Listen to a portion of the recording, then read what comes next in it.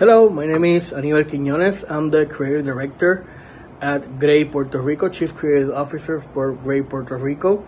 Hi, my name is Matias Lancy and I'm the Director of Multimedia Services at ORC Advertising in Santa Monica, California.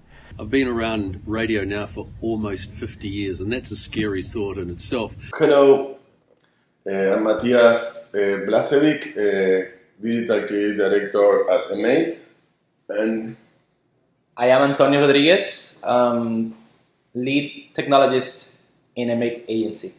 Hi, I'm Frances Cook. I'm the Podcast Production Manager, newly coming in for the Herald NZB. Hi, I'm Will. I do the day show for the Hits in the Bay of Plenty. Hey, hi, this is Abraham Espinosa from New York.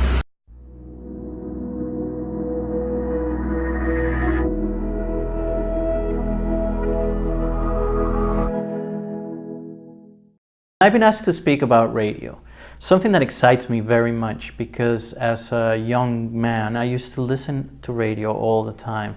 I used to wake up with radio, go to sleep with radio and listen throughout the day. I would get my favorite music, I would record my favorite music for the radio. I would get Discovery, the new song out, the new artist that came out. I will get information about concerts. We would call the DJs, talk to them. We will ask for our favorite songs. We would even be on the air sometimes, and it was a very exciting time. Now with the advent of the digital technology, a lot has changed, and radio has stayed very static throughout this 10, 15, 20 years, where our way of working has changed, our way of communicating has changed, our way of commuting has changed. We changed how we pick our entertainment and how we watch it, where the medium is no longer important. You can get your music on a CD, on streaming services, on the radio. It doesn't matter as long as you get it. Radio is definitely one of those mediums that the radio doesn't want to die. It constantly reinvents itself. And for example, for us in Puerto Rico, suddenly it became very important as when the two hurricanes passed, the only mass media that was out there was radio. I think the future is really bright for both radio and podcasts. The future of audio is looking great.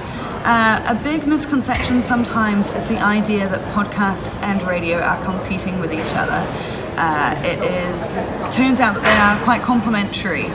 There has been some research that is done that shows that once people start listening to podcasts, they actually listen to more radio as well. It forms this audio habit, and so I think as we get more developments, we're just going to have more and more people listening in, and it's also going to be those high value people, because they're busy, they're doing things, the audio follows them around and you're reaching those people that can be hard to reach but are good to reach. Okay, so I think that the future of radio is niche. mm-hmm. You know, is that how it's pronounced?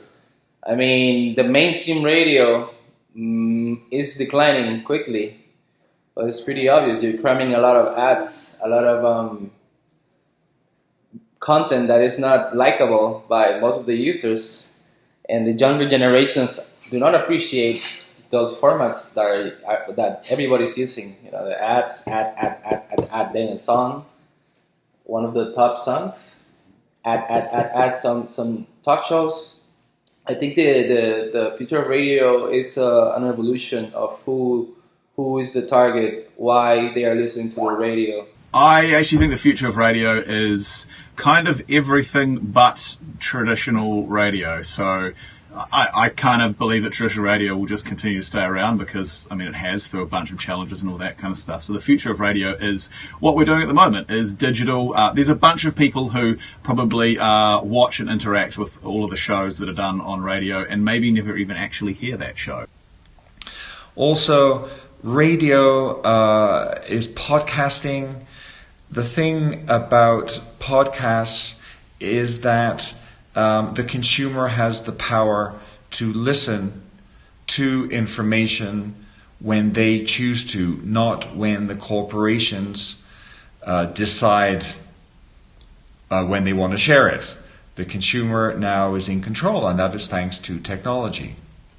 And something that I see is like what I call the rebellion of the introverts.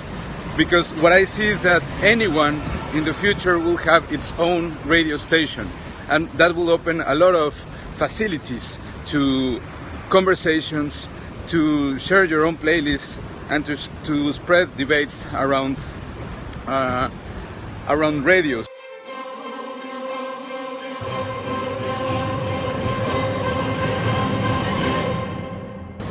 The challenge for this is always the unknown that you have to expect disruption at this point, and you have to jump on it when it comes. There's also the splintering of audiences, and this is particularly with podcasts. You have more and more people going mobile, going digital, and you just have to be where they are, and you have to be ready to compete internationally because those international outlets are more accessible than ever. So we need to meet that quality, which we absolutely can, and we need to have more relevant content for our listeners, which we absolutely can.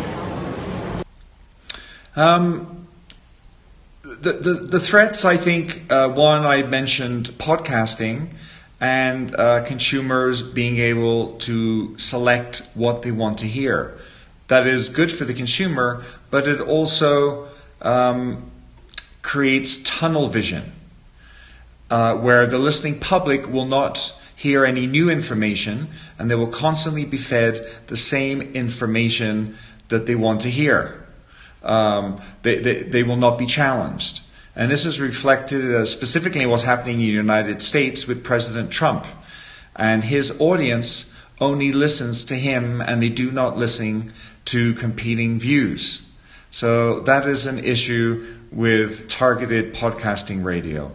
Radio has a very archaic way of reporting their demographics. Nielsen has a very strange system that they've been using forever, and it's inaccurate and it's not fit for what advertisers expect now from advertising mediums. Where streaming services now will tell you exactly what the person is listening to, what they had listened to, what they would like to listen to, who their friends are, what are they listening to, what concerts they go to, are they going together? There's so much information. So it's just natural in every way. I think the main threat to the radio are the myopic executives. Yeah, the old school people that think they have to defend the radio. I think they have to get out of that box, that little box. I think that the threat is not the user, the threat is not Spotify, it's not Apple, it's not none of that. I think the threat are the executives. Dreaded media, guys, media. Yeah, brother. but yeah, I mean, I think that another threat that radio is facing is that the more autonomous technologies surrounds us, we have more time to engage with video. By that I mean, when we finally get really autonomous cars, people will be able to watch videos instead of listen to radio. No? So I think that all the automation works against radio because radio is one of the only formats that you can consume while doing different things at a time, like driving, no? or having in the background. So I think that the role of radio is a little bit threatened, specifically in cars, because of that. No? That's interesting. Video killed the radio star. So I don't know, man. I don't mean what if that is the rationale, why are podcasts so famous? Threats to radio. My biggest worry when it comes to a threat to radio is that we won't get the mix right of having people who have been around in radio for a while, or been in the media industry, or been in this company for a while, mixed in with brand new talent and brand new ideas and brand new kind of thought patterns and all that kind of stuff. I think, that's kind of a threat. We need to make sure that we have a pretty well-rounded team, not just everything new, or just everything traditional, and keep these people doing this because they've done it for years. We want to listen to what we want to listen to, when we want to listen to, and how we want to listen to, and we're not willing to compromise. Waiting for 7 songs to get our favorite song it's not an option. On the business side, record companies are starting to gravitate towards streaming services for one simple reason, that is that streaming services pay for master usage, where radio considers that promotion, so they don't pay for master usage. So it's logical that the business is moving towards the money. More than 50% of revenues of record companies now come from streaming services, where before they had none.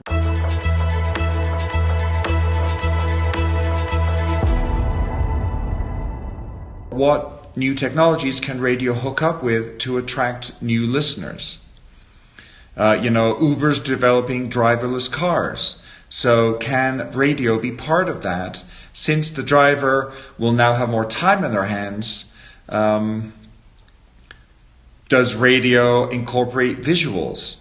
That is something newspapers have done, where now they're not just writing news stories on their websites, they're also producing visual content with moving images.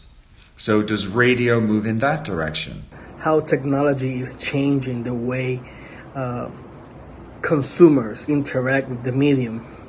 Radio was one of those first media that was transformed by digital. Like, for example, it gave users the power to become creators and actually do their own radio shows.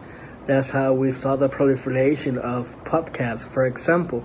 So maybe one possible route that radio stations can have is actually acquire podcasts as a way of having a broader audience, I think probably one of the best things, if not the best thing that has happened to radio in the last few years is combining with basically what was the New Zealand Herald and local newspapers like the Bay of Plenty Times to become NZME, which is New Zealand Media and Entertainment, and then with digital events embracing that as well. So, the landscape and technology changes almost hourly, and we're at the cutting edge, and I think we'll continue to be. When the world goes dark and the atomic bombs start falling off, all of the digital whatever, nothing is going to function except radio. Radio is going to be functioning. Yeah, that's true. So you will never kill radio. So what are the opportunities, man? I think good content, brother. There's nothing else. I mean, just like I work at a marketing agency, but I say, hey, what if brands spend more money on product development than in marketing? I think the same thing has to happen for radio. I think the executives and content creators need to start thinking about their loyal, users down there, because FM is a technology that it's not global. It's a specific region, and that is the opportunity, bro. Exploiting that relationship that you have with Antonio that lives in Miami-Dade, Exactly. And give him. Imagine of having radio by IP, bro. Imagine if I could turn my car and every station is tailored to me in Miami-Dade. In tune with you. Maybe not to me, but broadly enough that we as a community identify with those users, with the radio stations. Yeah, and also at not so local level, I think that I used to like the Luc Besson movies. I don't know if you remember in The Fifth Element. There's this character that is this comedian talker that he's like a real-time entertainer. I like him. Transgender sexual kind of thing, So it's fun. The role I never seen. I think that's the future of having this, personalities and live entertainment, something that is covering things at this whole time, not wrapping up news. It's who does the delivery. I think we should have like a lot of Howard Sterns, not only like putting a lot of relevant voices that people can listen to or relevant places. So that's basically our POV. Ciao, shout out,